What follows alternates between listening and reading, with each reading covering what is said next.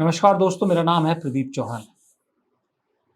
दोस्तों, जब आगे इतिहास लिखा जाएगा, भाई जब सत्ता बदली और एक ऐसी सत्ता आई जिसने राजनीति में मायने बदल दिए, जिसने पर्सनल लेवल पर राजनीति करने की कोशिश की, तो कौन-कौन गिरगिट की तरह बदल गए, उसमें राजनेताओं की एक पूरी लिस्ट आएगी। लेकिन कुछ ऐसे शख्स के नाम भी आएंगे जो पॉलिटिक्स में तो नहीं थे, लेकिन रंग बदलने की सूची में सबसे ऊपर नाम आएंगे उनके। एक नाम होगा द ग्रेट सचिन तेंदुलकर का और दूसरा नाम होगा अमिताभ बच्चन का। इनका नाम इसलिए होगा कि इन्होंने जब पहले सत्ता किसी और की थी तब भी खूब मलाई खाई, और जब सत्ता पलटी तो उस थाली में बैठकर वहां की मलाई खा ली। अमिताभ बच्चन कैसे रंग बदलते हैं उसको देख के शायद गिरगिट भी शर्मा जाए। बचपन से लेकर जवानी तक, फिल्मों से लेकर आकाशवाणी तक, सब जगह फायदा उठाया गांधी नेहरू परिवार की नजदीकी का, दोस्ती का। खुद कहा, मेरी जिंदगी का बहुत बड़ा हिस्सा उनके घर में गुजरा, हर वीकेंड वहां गुजरता था। राजीव गांधी बेस्ट फ्रेंड खुद अमिताभ बच्चन कह चुके थे। और उस दोस्त ने जब राजनीति में एंट्री की तो सबसे ज्यादा भरोसा किया अपने बचपन के दोस्त अमिताभ बच्चन पर कि भाई मैं राजनीति में नया हूं, मुझे किसी पे भरोसा नहीं है, तुम मेरे भरोसे के आदमी हो, मेरे साथ खड़े हो जाओ। और इन्हें राजनीति में ले आया, सांसद बनाया। लेकिन दलदल में उतरने के बाद जैसे ही चींटे पड़े तो सबसे पहले भाग खड़े हुए अमिताभ बच्चन। ये तो सर्वविदित था कि राजनीतिक नाम की दलदल में उतरेंगे तो चींटे पड़ेंगे, लेकिन बोफोर्स नाम के चींटे पड़े तो भग लिया अमिताभ बच्चन अपने उस बचपन के दोस्त का साथ छोड़ के। और ऐसा साथ छोड़ा कि उसके बाद उसकी तरफ मुड़ के भी नहीं देखा। चलिए ठीक है, आदमी छोड़ देता है दोस्ती, लेकिन जब इंसान दुनिया से जाता है तब तो अपने दुश्मन के घर वालों का भी हालचाल पूछता है इंसान। अमिताभ बच्चन ने उस वक्त भी वो किया जो उनके सिल्वर स्क्रीन पर निभाए गए कैरेक्टर के बिल्कुल उल्टा था।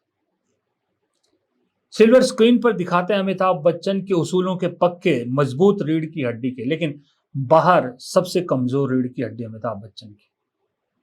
राजीव गांधी की मृत्यु के बाद सोनिया गांधी को अपने बच्चों के फीस देने के भी एक वक्त पे लाले पड़ गए थे, तो अपने सबसे चहेते, सबसे नजदीकी अमिताभ बच्चन से मदद मांगी तो भाई साहब 1 लाख रुपए का चेक काट के भिजवा देते हैं, खुद नहीं आते, और साथ में बहुत सारे इंस्ट्रक्शंस कि अब हमसे थोड़ा सा दूरी रखिएगा।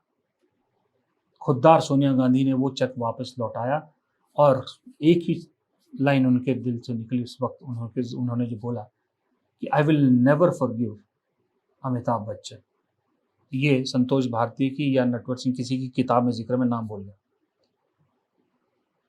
तो जो अपने बचपन के खासम खास दोस्त, जो परिवार से भी बढ़ के था, उसके बुरे वक्त में उसके परिवार का साथ नहीं हुआ तो बाद में क्या साथ देता। लेकिन इस आदमी को आदत पड़ चुकी थी सत्ता की मलाई खाने की।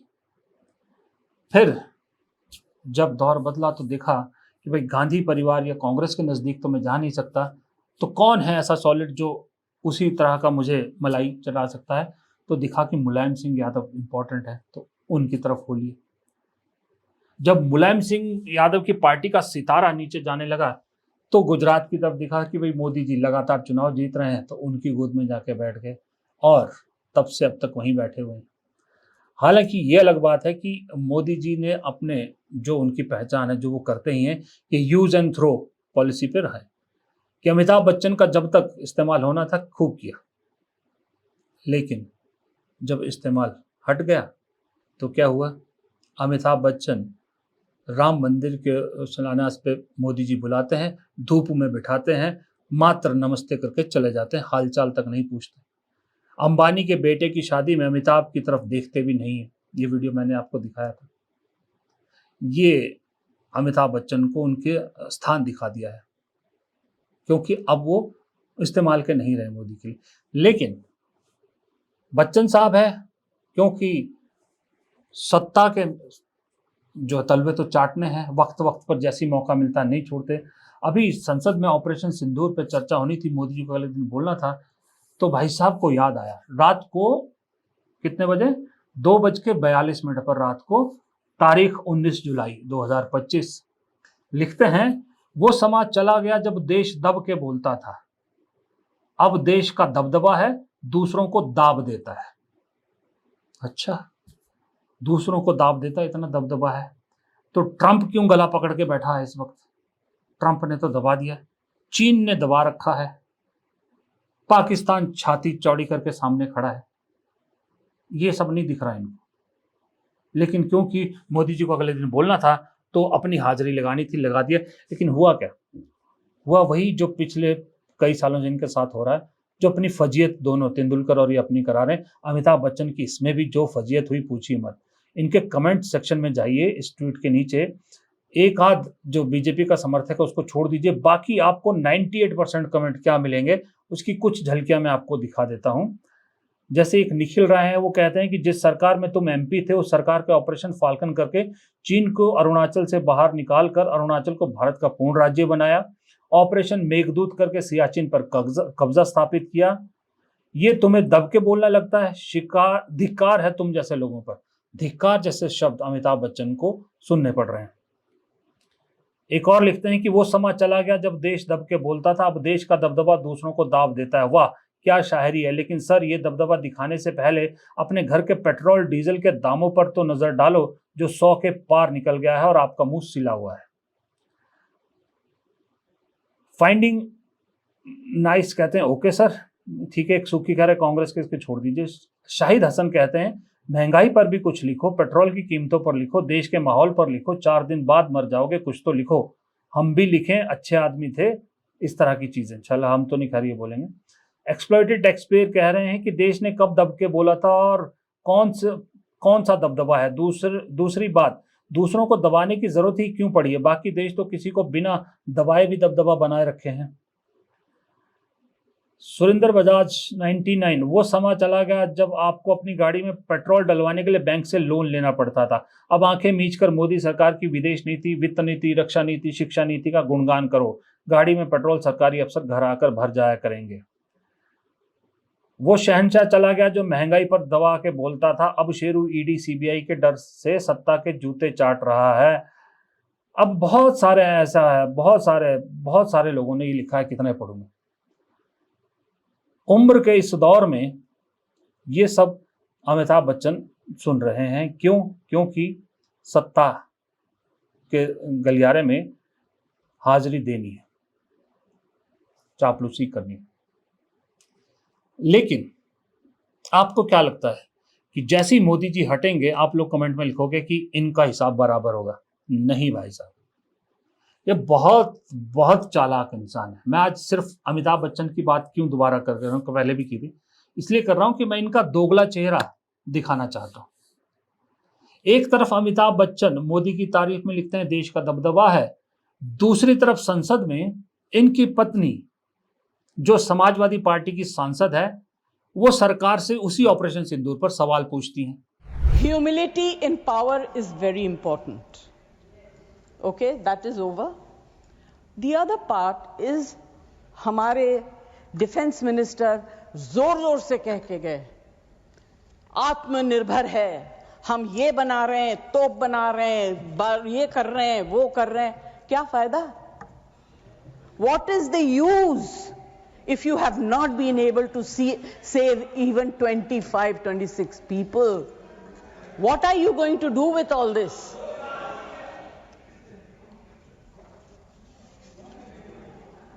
बेसिक ह्यूमैनिटी होनी चाहिए। गोला बारूद से कुछ नहीं होगा। No dispute can be solved with violence alone. Be compassionate. You should have shown humility. And sir, I'm sorry to say that this is one department where you are very poor. ये character है। एक तरफ अमिताभ बच्चन, वो वक्त चला गया जब देश दबा करता था, यानी कि वो कांग्रेस की बात कर रहे हैं ना, कांग्रेस शासन की बात करें कि देश दबा करता था तब, अब देश का दबदबा है। एक तरफ कांग्रेस को नीचा दिखाने की कोशिश करते हैं, दूसरी तरफ उन्हीं कांग्रेस की सोनिया गांधी से कभी उनकी पत्नी संसद के बाहर खिलखिलाती नजर आती है, गलभैया करती है, कभी प्रियंका गांधी के साथ गले मिलते हुए तस्वीरें सामने आती संसद के अंदर की बाहर की। क्योंकि इन्हें मालूम है मीडिया कैसे काम करता है, क्योंकि बॉलीवुड से आते हैं। इन्हें मालूम है ये तस्वीरें खबरों का बाजार गर्म रखेंगी और खबरें चलेंगी, नेहरू गांधी परिवार और बच्चन परिवार में नजदीकियां फिर से बढ़ने लगी, और चलती हैं ऐसी खबरें। ये खबरें चलाने का इनका मकसद है बाकायदा कि हमेशा एक विंडो खुली रखते हैं। अमिताभ बच्चन को मालूम है जिस दिन मोदी जी हट गए तो भाई मेरा नंबर तो आ सकता है, लेकिन उससे बचाएगी कौन? बचाएगी वो खिड़की जो इनकी पत्नी ने समाजवादी पार्टी ना छोड़कर अभी तक एक सांसद के तौर पे खुली रखी है। या तो समाजवादी पार्टी इन्हें बचाएगी क्योंकि पता है कि वो भी एक इंपॉर्टेंट रोल प्ले करेगी जो नई सरकार बनेगी, या फिर इस तरह से गांधी परिवार से नजदीकियां बढ़ा के, गांधी परिवार की महिलाओं से नजदीकियां बढ़ा के ये रिश्ता काम आएगा बचने के लिए। ये दोहरा चेहरा है इस बच्चन परिवार का। बच्चन परिवार नहीं कहना चाहिए मुझे, दरअसल दोनों मियां बीवी का, क्योंकि बच्चन परिवार में इनके बच्चे भी आते हैं, उनके बच्चे भी आते हैं, उनको मैं नहीं लपेटूंगा। दोनों मियां बीवी का चेहरा है कि यानी एक दूसरे को बचाते रहो। पत्नी संसद में तीखे सवाल पूछे तो इधर पति की शील्ड मिले, सत्ता पलटे तो पति से कोई सवाल ना पूछा जाए तो पत्नी शील्ड बन के खड़ी हो जाएगी। इतने ही तुम देशभक्त हो, इतने ही तुम्हें लगता है मोदी सबसे अच्छा काम कर रहे हैं, तो क्यों नहीं दोनों एक ही नाव पे सवार हो जाते? दोनों अलग अलग नाव पे क्यों सवारियां कर रहे हैं? हम भी शादीशुदा हैं, पति पत्नी वाले हैं, हमारे घरों में भी हम इकट्ठा रहते हैं। कभी ऐसा हुआ है कि दो पति पत्नी अलग अलग चल रहे हैं और फिर भी साथ साथ रह रहे हो? वो तभी होता है जब स्ट्रेटेजी से आप चल रहे हो, सोच समझ कर दोनों अलग अलग नाव पर चल रहे हो कि आगे जाके मैं डूबने लगूं तो तुम बचाना, तुम डूबने लगो तो मैं बचाऊं। ये स्ट्रेटेजी पति पत्नी में और मैंने कहीं नहीं देखी, यही होती है। ये इस मोदी शासन में दिखने लगा है कि इस तरह से भी लोग अपना बैलेंस बना के चलते हैं। लेकिन अगर सिल्वर स्क्रीन पर इतने अहम किरदारों को दिखाने वाले असल जिंदगी में इतने बिना रीढ़ के होते हैं तो अच्छा हुआ कि हम कलाकार नहीं बने, मतलब फिल्मी कलाकार नहीं बने, और ना मैं चाहूंगा कि मेरे बच्चे खास करके इस तरह का कैरेक्टर अपनाए।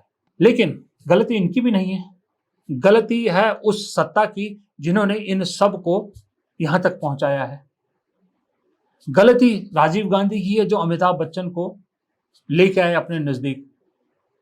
गलती समाजवादी पार्टी की है जो अभी भी जया बच्चन को ढोए जा रही। क्या उनके पास नेताओं की कमी है? लेकिन एक जो स्टार वैल्यू होती है ना, उससे हर पॉलिटिकल पार्टी अट्रैक्ट होती है, मुझे नहीं मालूम क्यों। और ये स्टार क्या वैल्यू लेके आते हैं हमारे संसद में, ये हम सबको मालूम है। कंगना रनौत क्या क्या बयान देती है, इससे बड़ा उदाहरण क्या मिल सकता है कि कितनी इमेच्योर है। और दूसरा, एक भाई साहब तीसरी बार सांसद बन गए हैं, रवि किशन, भोजपुरी स्टार, अब तो हिंदी में भी आते हैं। इतने इंपॉर्टेंट डिस्कशन चल रही है, ऑपरेशन सिंदूर पे बात चल रही है, सवाल जवाब हो रहे हैं, उन्हें सदन के पटल पर क्या डिस्कस करना है मालूम है? कि भाई अलग अलग शहरों में समोसों के अलग अलग रेट क्यों हैं। विश्वास नहीं होता तो खुद सुन लीजिए। कहीं 5 स्टार में बड़ा पाव खाएंगे, अब मुंबई में अलग है, 5 स्टार में जाओ उसका अलग है, कहीं समोसा यहाँ चांदनी चौक पे सस्ता मिलता है और कहीं गोरखपुर में मिलता है, तो गोल बाजार में अलग, हर जगह पे 5 स्टार होटल में उसका रेट ज्यादा हो जाता है। किसी भी ढाबे या होटल में किस वस्तु की मात्रा क्या होगी ये माननीकरण नहीं किया गया है। कहीं कटोरी भर छुट्टा में दे देला, कहूं बड़का मिलाला, कहीं छोटा समोसा मिलता है, कहीं बड़ा मिलता है। ये आज तक हमको भी समझ में नहीं आया। इतना बड़ा बाजार जिसमें करोड़ों की संख्या में ग्राहक हैं, बिना किसी रूल्स और रेगुलेशन के लिए चल रहा है और के साथ चल रहा है। हमारे यशस्वी प्रधानमंत्री जी ने पिछले 11 वर्षों में देश के विभिन्न क्षेत्रों में युगांतकारी परिवर्तन किए, लेकिन अभी तक ये क्षेत्र छूता है। अंततः मैं आपके माध्यम से सरकार से मांग करता हूं कि छोटे ढाबे से लेकर सामान्य होटल, अच्छे रेस्टोरेंट, 5 स्टार होटल्स आदि सभी स्थानों पर मिलने वाले खाद्य पदार्थों के मूल्य, गुणवत्ता और उसकी मात्रा को निर्धारित करने के लिए कानून बनाना चाहिए ताकि देशवासियों को उचित मूल्य पर सही मात्रा में गुणवत्ता युक्त खाद्य पदार्थ उपलब्ध हो सके। किसी ढाबे में तड़का दाल 100 रुपए में, किसी में 120 रुपए में, किसी में 250, किसी 400। बस, धन्यवाद महोदय। अब बताइए, हमने इसके लिए सांसद बनाया है, इसलिए हम टैक्स देते हैं कि ऐसे सांसद सदन में खड़े होकर ये सवाल उठाएं, इस पे बात करें कि भाई समोसों के रेट अलग अलग क्यों हैं। गजब आदमी है भाई, गजब राजनीति चल रही है। इसी सत्ताधारी पार्टी के एक और एक्टर सांसद, नाम नहीं लूंगा, खुद के घर में बच्चों की फौज लगा रखी है और देश की गरीबी और बेरोजगारी के लिए जिम्मेदार ठहराते हैं बढ़ती जनसंख्या को। ऐसे डबल स्टैंडर्ड है। 2014 में आजादी मिली, पटेल अंग्रेजी नहीं आती थी इसलिए प्रधानमंत्री नहीं बने। गजब है यार। लेकिन गलती इनकी नहीं है। हम जो पर्दे पे इनको स्टार बना के रखते हैं ना, उसी स्टार को हम राजनीति में भी सोचते हैं कि जो इन्होंने पर्दे पर किया है, राजनीति में आएंगे तो वो भी वहां भी वही करेंगे, उतनी ही बहादुरी से काम करेंगे। लेकिन दर्जनों उदाहरण ऐसे हैं कि जो इसके उलट निकले, लेकिन फिर भी हम हर बार चुन लेते हैं। कभी सनी देओल को चुन लेते हैं, कभी धर्मेंद्र को चुन रहे हैं, हेमा मालिनी को तो लगातार चुनी जा रहे हैं, कभी स्मृति ईरानी को चुन लेते, कभी कंगना रनौत को, कभी रवि किशन को, तो कभी किसी और को। हर बार मायूस होते हैं, लेकिन फिर भी अगली बार किसी और को बेवकूफ बनाने के लिए हमारे सामने ला दिया जाता है और हम बेवकूफ बनते हैं, चुन लेते हैं। जब हकीकत पता लगती है कि वही पर्दे पे तो कुछ और है, असल में कुछ और है, तो हम कहते हैं कि बस इसको नहीं चुनेंगे अब, लेकिन अगली बार फिर बेवकूफ बन जाते हैं। तो गलती ना इनकी है, ना इनको चलाने वाली पार्टियों की है। गलती सबसे ज्यादा मेरी और आपकी है। नमस्कार।